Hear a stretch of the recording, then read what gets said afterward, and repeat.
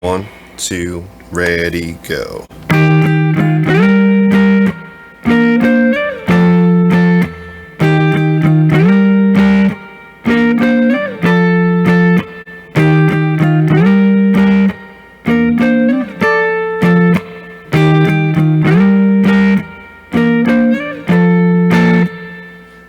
Alright, so this song was just introduced to me tonight by a student of mine.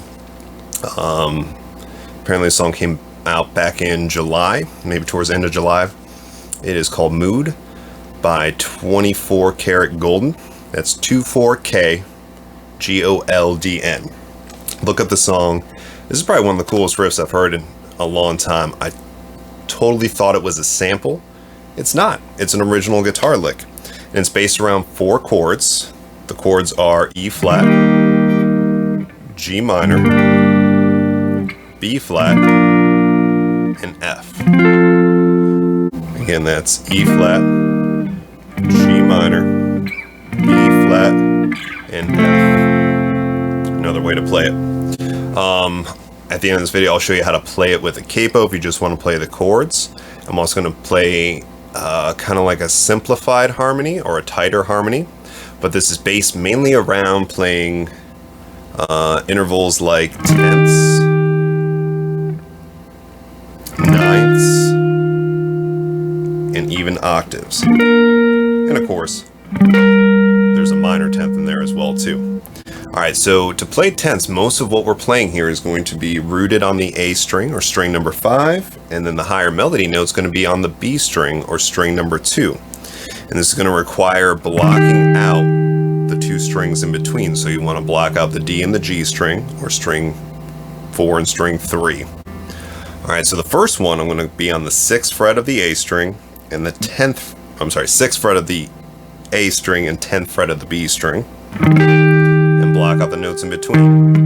And I'm just using that index finger to block that out. Just a lazy index finger. If you don't have that technique down, work on it. And then from here, I'm just going to take that major 10th and flatten it down to the 9th. So now I have 6th fret on both the A string and the B string. And it's just going to go 1 and 2. That's it. Alright, so for the next chord, I'm going to slide in to the G minor. So I'm just going to slide that shape up, and I like to keep it pinky to the index, and I'm going to go back to the original major 10th of the E flat and slide it up to frets 10 on the A string and fret 11 on the B string, and that creates a minor 10th, so they're only 1 fret apart from each other. And that completes measure 1. So rhythm-wise, it's 1 and 2 and 4. So you get like a quarter note rest there. And you get a little slap back delay on there, so it kind of has a cooler effect. I just have reverb going on right now. Measure 2 is a little bit tougher, and this is probably the toughest one to do, because then the root note becomes that B flat. So I'm going to play it at the 11th fret of the A string, and then, I'm sorry, the 13th fret of the A string, 11th fret of the B string. So I'm playing an octave here. So they're both B flat notes. Now to block this one out, I actually use the fatty side of my ring finger to block out the D string, and I use the tip of my index finger to block out the G string to get that effect. And actually the tip of my ring finger actually blocks out the low E, and my index finger also blocks out the high E. So it's that technique when you're first starting to play guitar where you want to get clean notes when you're playing chords. You want to keep the fatty part of the finger, this part of the finger, out of the way. Now we want to utilize that. Alright, so going back to it, fret 13, fret 11. Then I'm going to take my pinky and add it to the 13th fret of the B string. And then from there, I'm just going to slide that note up 2 frets to fret 15, which is at that first dot past the double dot towards the body of the guitar. So again, keeping the same root note on the 13th fret of the A string, playing the 11th fret of the B string, and the 13th with the pinky, and then sliding that pinky up. And that's the 1 and 2 And then the next chord is going to be the F, played as a major 10th, just like we did for the E flat, but now we're on fret 8 of the A string and fret 10 of the B string. And this is probably the hardest transition. Same rhythm. 1 and 2 and rest. 1 and 2 and rest. So it's just two measures that repeat over and over again. So measure 1, go into the E flat, and then I'm going to do the 10th and the 9th. And then we go back to the 10th as I slide in to the G minor, which is going to be at the 10th fret and 11th fret. Again, rhythm is 1 and 2 and flip-flop my fingers. So I'm now playing that B flat unison octave, right, to the sus2, and slide up to that major 10th. And play the F major 10th. And that, again, rhythm is 1 and 2 and put it all together. 1 and 2 and 1 and 2 and repeat. And you just repeat and repeat. And the song is probably about 90 beats per minute, give or take. So I'll play through it a couple times so you can play along. I don't have my drum beats queued up, but you'll get the idea. 2, ready, go.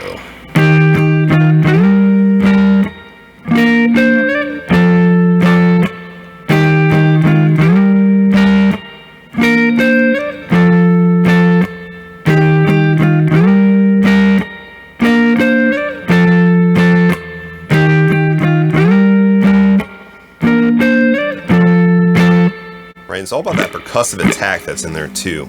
So those dead notes really play a role. If you're not comfortable blocking out those strings, you can pick 2 fingers or do chicken picking and go thumb on the A string while using the middle finger on the B string.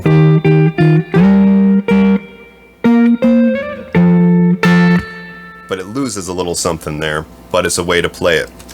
For anyone who's not comfortable playing that way as well too, we can do the higher harmony of those A string notes. So we're going to create a tighter harmony. We're still going to keep the same high melody notes. So for this one, and I'll have tabs for both of these patterns at the end of the video, it's going to be,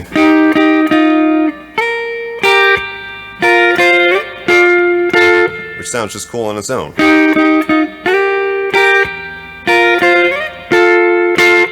So for that, I'm going to play a double stop on the 3rd string and the 2nd string. Right there on the 8th fret. I'm going to use my ring and pinky. I'm going to use my index finger on the 6th fret of the B string. And then I'm just going to have to artificially kind of slide in from nowhere. There's 2 frets below, 1 fret below, to a minor 3rd, which is going to be right here on the 2nd string at fret 8 and the 1st string at fret 6. Then I'm going to switch to a bar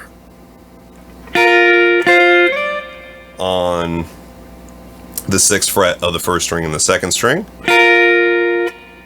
Add the ring finger to the 8th fret, but still keep the 6th fret of the 2nd string, 8th fret of the 1st string. And then slide that ring finger up 2 frets to the 10th fret. Then I'm going to hit a double stop harmony on the 8th fret of string 3 and string 2.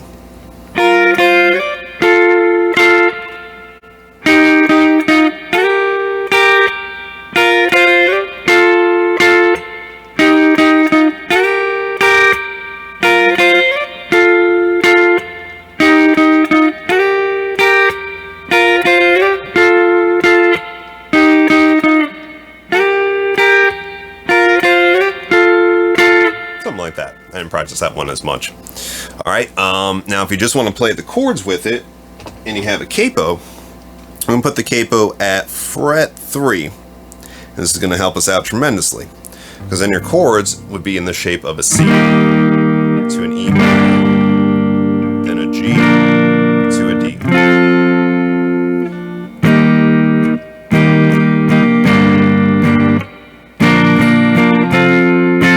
Still give it the same rhythm. 1 and 2 and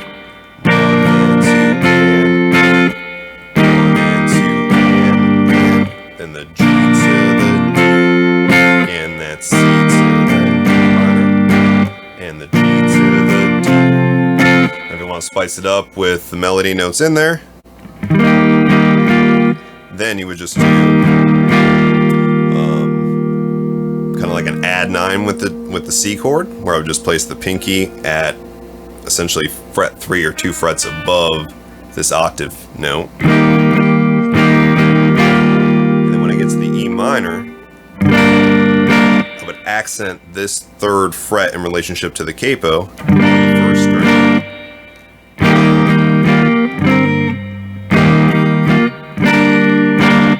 G. D would just be played as normal. I haven't practiced this one either.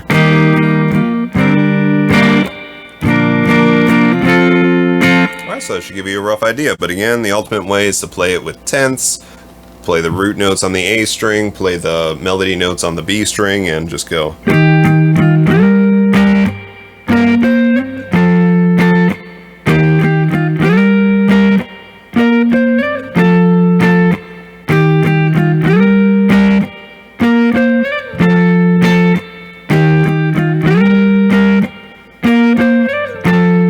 It's got really kind of, if you're with me still, it kind of reminds me a little bit of like Fast Car by Tracy Chapman, which kind of sounds like this. If you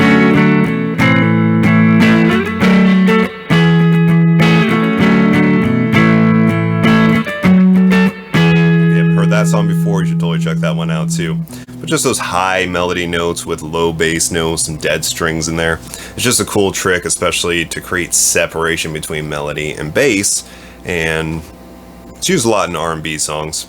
But man, I can play this riff all night long. It's brand new to me. I gotta practice it. You practice it. Most importantly, have fun with it, and we will see you next time.